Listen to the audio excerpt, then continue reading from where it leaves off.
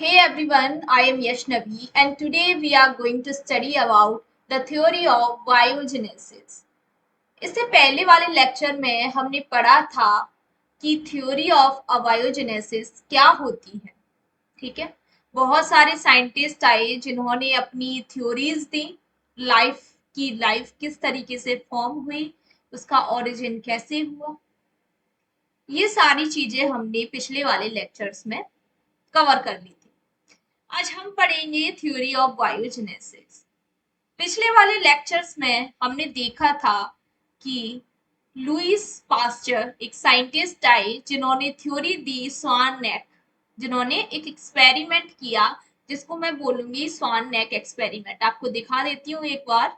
Lewis pasture ने स्वान नेक experiment किया जिसमें उन्होंने बताया कि अबायोजेनेसिस थ्योरी गलत है और उन्होंने अपने एक्सपेरिमेंट से एक theory the, theory of biogenesis. उन्होंने कहा कि जीवन की उत्पत्ति पहले से जो लाइफ प्रेजेंट है उसमें से ही दूसरी लाइफ बनती है। ठीक है, ऐसा नहीं है कि कोई भी निर्जीव वस्तु रखी हो। मान लो जैसे मेरे पास फोन है तो उसमें से लाइफ बन जाए, है ना। ग्रेन्स हैं तो उसमें से लाइफ डेवलप हो जाए, ऐसा नहीं होता। लाइफ हमेशा पहले से प्रेजेंट लाइफ से ही उत्पन्न होती है।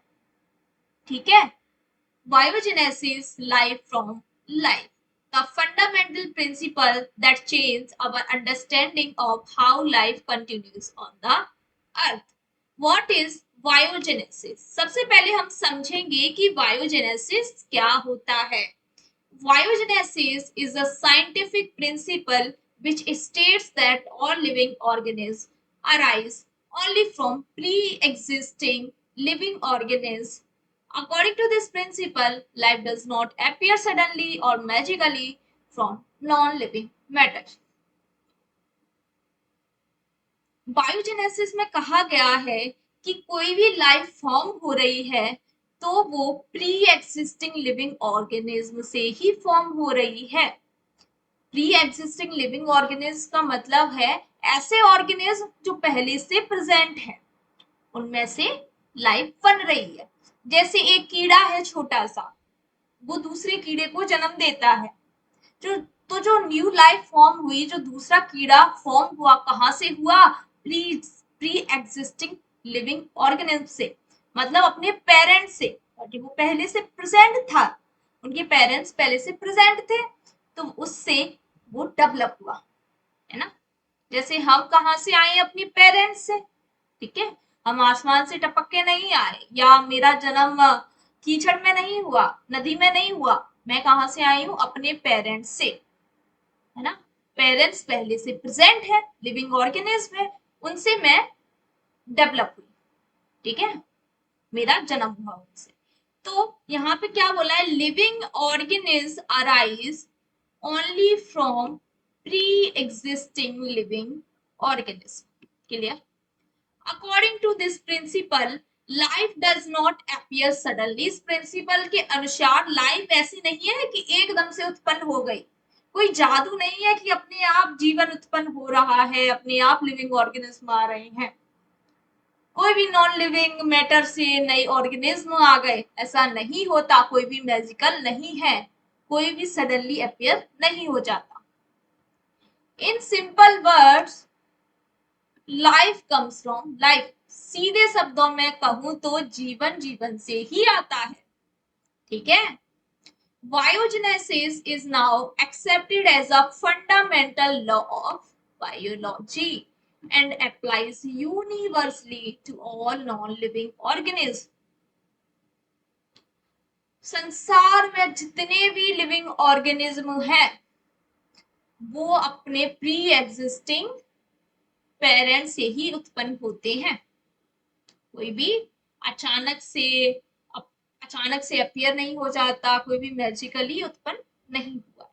ठीक है, theory of biogenesis universally to all non living systems. The principle completely contradicts the theory of spontaneous generation. ये जो अभी हमने चीजें पढ़ी, वो बिल्कुल विरोध करती है स्पॉन्टेनियस जनरेशन का, which claim that life could arise naturally or from non-living organisms. Spontaneous generation क्या कहती है कि जीवन की उत्पत्ति कहाँ से हुई, नॉन लिविंग मैटर से हुई, नेचर ने अपने आप ग्रो करा दिए ऑर्गेनिज्म, ऐसा नहीं होता। ठीक है, अंडरस्टैंडिंग द कॉन्सेप्ट को समझती हैं। The concept of biogenesis explain the continuity of life on earth. It states that life is maintained through a continuous chain of reproduction and cell division. Organism reproduction करते हैं, या वो sexual हो या asexual हो, उन्हीं से जीवन की उत्पत्ति होती है ना। और इसी तरीके से ये जीवन चला आ रहा है। लिविंग ऑर्गेनिज्म रिप्रोडक्शन करते हैं, न्यू लिविंग ऑर्गेनिज्म बनता है, फिर वो रिप्रोडक्शन करता है, तो ऐसे ही पूरी चेन चली आ रही है। ठीक है, every cell from a cell, कोई भी बॉडी की सेल है, कोई नई सेल ग्रो कर रही है तो किससे बनेगी, पुरानी वाली सेल से ही बनेगी। ये किसने बताया था, ब्रिटिश एक साइंटिस्ट, उन्होंने बोला था ओमनी सेलुला ई सेलुला, मतलब कोई भी नई सेल पुरानी सेल से ही बनी है। ठीक है, organism to organism, every organism arises from another organism of same species. How new life is made through reproduction, जो मैंने अभी बताया, that is sexual reproduction, asexual reproduction, cell replication, cells का विभाजन हो रहा है ना, माइटोसिस हो रही है, मियोसिस हो रही है ना, सेल डिविजन हो रहे हैं, और माइक्रो ऑर्गेनिज्म में देखो तो रेप्लिकेशन हो रहे हैं। ठीक है, माइक्रो ऑर्गेनिज्म एंड वायरसेस में देखें तो इसी तरीके से जीवन चला आ रहा है, इसी तरीके से न्यू ऑर्गेनिज्म बनते जा रहे हैं। Life forms covered by biogenesis, कौन कौन सी life form covered by biogenesis? This idea applies to all known form of life, कोई भी चीज जिसमें जीवन है उसमें ये बायोजेनेसिस अप्लाई होता है। प्लांट्स में जीवन है, प्लांट्स भी रिप्रोडक्शन करते हैं। ठीक है, न्यू प्लांट्स बनते हैं, प्लांट्स बड़ा हो गया, उसके बीज आ गए, बीज हमने जमीन में डाला, न्यू प्लांट ग्रो कर गए।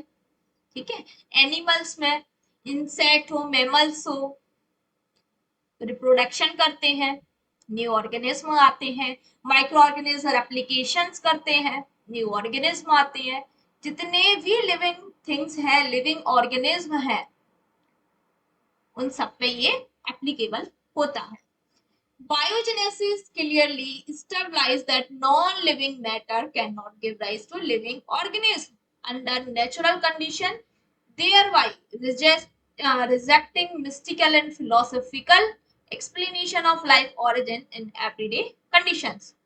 बायोजेनेसिस ये क्लियरली बताती है कि कोई भी non living matter living organism को उत्पन्न नहीं कर सकता, ठीक है, या पैदा नहीं कर सकता नेचुरल कंडीशंस में, देयर बाय रिजेक्टेड, इसलिए उन्होंने बताया कि ये मिस्टिकल और फिलोसॉफिकल जो एक्सप्लेनेशन थी उन्होंने गलत साबित कर दी।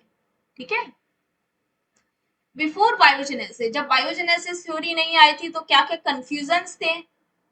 Before the acceptance of biogenesis, biogenesis को मानने से पहले spontaneous generation dominated scientific thinking of 4 centuries. Biogenesis से पहले स्पॉन्टेनियस जनरेशन थ्योरी थी, सब लोग उसी को मानते थे। Although early experiment by Francesco Redi and Lazzaro Spallanzani provide strong evidence, ये हमने पिछले वाले लेक्चर में पढ़ा था इस थ्योरी ऑफ स्पॉन्टेनियस जनरेशंस में, कि 2 साइंटिस्ट आए थे, उन्होंने एक्सपेरिमेंट किए और इस थ्योरी को गलत साबित कर दिया, है ना। इनविजिबल माइक्रो ऑर्गेनिज्म, जो थ्योरी ऑफ स्पॉन्टेनियस जनरेशन थी उसमें क्या क्या चीजें मानते थे, तो इन्होंने ये गलत साबित कर दी थी वो theory. Invisible microorganism were invisible to the naked eye, make it difficult to prove their presence.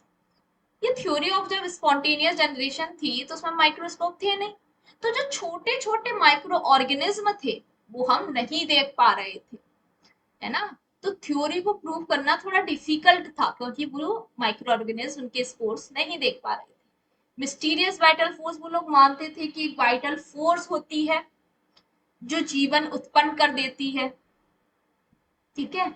critics argued that boiling or seeding experiment destroy the vital force of oxygen। वो मानते थे वो सब मानते थे कि एयर में क्या है, एयर वाइटल फोर्स है, एयर जाती है तो वो जीवन उत्पन्न कर देती है। लेकिन एयर में क्या होते हैं, माइक्रो ऑर्गेनिज्म होते हैं, स्पोर्स होते हैं, उनके कारण जीवन उत्पन्न हो रहा था। ठीक है। लेकिन पिछले वाले लोग, जो पुराने लोग थे, वो कहते थे कि जो वाइटल फोर्स है वही चीजों को उत्पन्न कर रही है। एयर को वाइटल वाइटल फोर्स कह दिया कि जहां एयर जा रही है वहां ग्रोथ हो रही है, वहां लिविंग ऑर्गेनिज्म आ रहे हैं। तो अगर हम कोई भी चीज एकदम पैक कर देंगे, सील कर देंगे, तो वाइटल फोर्स खत्म हो जाएगी। ठीक है। Thus, a final careful controlled experiment was required, one that allow air to enter what prevented microbial contamination। तो एक ये एक्सपेरिमेंट, कोई नया एक्सपेरिमेंट आना बहुत जरूरी था जो बताए कि एयर में वाइटल फोर्स नहीं होती है, एयर जाए फिर भी माइक्रो ऑर्गेनिज्म ग्रो ना करे, लिविंग थिंग्स उत्पन्न ना हो। ऐसा एक्सपेरिमेंट करना बहुत जरूरी था। ऐसा एक्सपेरिमेंट किसने दिया? लुईस पास्टर ने ऐसा एक्सपेरिमेंट किया जिसमें एयर जा रही थी लेकिन फिर भी लिविंग ऑर्गेनिज्म ग्रो नहीं कर पा रहे थे। तो इसलिए इन्हें प्रूव कर दिया कि एयर में कोई वाइटल फोर्स नहीं होती। ठीक है। Louis Pasteur, the scientist who changed everything. Louis Pasteur was a French chemist and microbiologist. He is regarded as the founder of modern microbiology because of his contribution to biogenesis, germ theory, fermentation, and vaccination. तो Louis Pasteur was a French chemist थे, microbiologist थे। उनको modern microbiology का founder भी कहा जाता है। ठीक है। उन्होंने बहुत सारी अलग अलग जगह उन्होंने वर्क किया, जैसे जर्म थ्योरी दी उन्होंने, फर्मेंटेशन पे वर्क किया, वैक्सीनेशन पे वर्क किया। His experiment provided the final experimental proof that spontaneous generation does not occur। इन्होंने लास्ट एक्सपेरिमेंट दिया और बता दिया कि स्पॉन्टेनियस जनरेशन थ्योरी गलत है, और उन्होंने थ्योरी ऑफ बायोजेनेसिस बताया। The swan neck flask experiment 1859 to 1861। First point आप ऐसे समझ लीजिए, यहां देखिए, एक इस तरीके का फ्लास्क होता है जिसको बोलते हैं स्वान नेक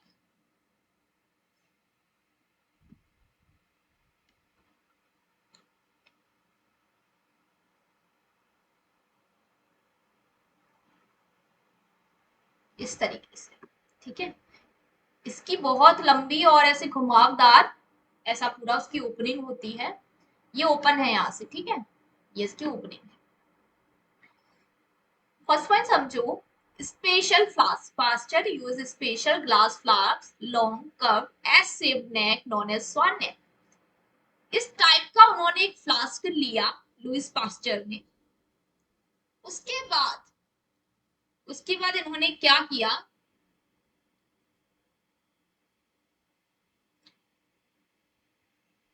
nutrient broth, rich broth was poured into each flask। उन्होंने बहुत सारे फ्लास्क लिए, मैं आपको एक में बता रही हूँ। उन्होंने इसके अंदर न्यूट्रिएंट ब्रूथ डाल दिया। ठीक है। न्यूट्रिएंट ब्रूथ जिसपे ऑर्गेनिज्म ग्रो करते हैं। अब आ गया बॉइलिंग। उसके बाद इसको क्या किया, बॉइल किया, है ना, हीट दी, इसको बॉइल किया। बॉइल क्यों किया? जिससे इसमें जो भी माइक्रो ऑर्गेनिज्म है वो मर जाए, कोई भी माइक्रो ऑर्गेनिज्म ना बचे, और नहीं बचेगा तो ग्रोथ भी नहीं हो पाएगी।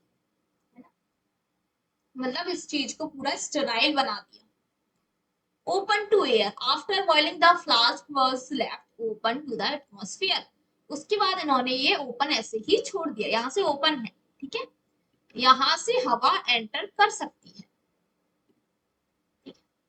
Curve protection. However, the curved neck prevented dust particles and microbes from reaching the fruit. Air अंदर जा सकती है, ठीक है, इसके अंदर एयर जा सकती है, लेकिन जहां जहां ये कर्व है तो एयर में जो माइक्रो ऑर्गेनिज्म प्रेजेंट है, डस्ट पार्टिकल प्रेजेंट है, वो इनकी बॉल से चिपक जाएंगे, वो अंदर नहीं जा पाएंगे, है ना. एयर अंदर जा सकती है लेकिन उसमें जो भी चीजें प्रेजेंट है वो अंदर नहीं जा सकती. और ये डस्ट पार्टिकल ऑर्गेनिज्म अंदर नहीं जा पा रहे तो अंदर भी कोई ग्रोथ नहीं होगी, ठीक है, कोई ग्रोथ नहीं होगी.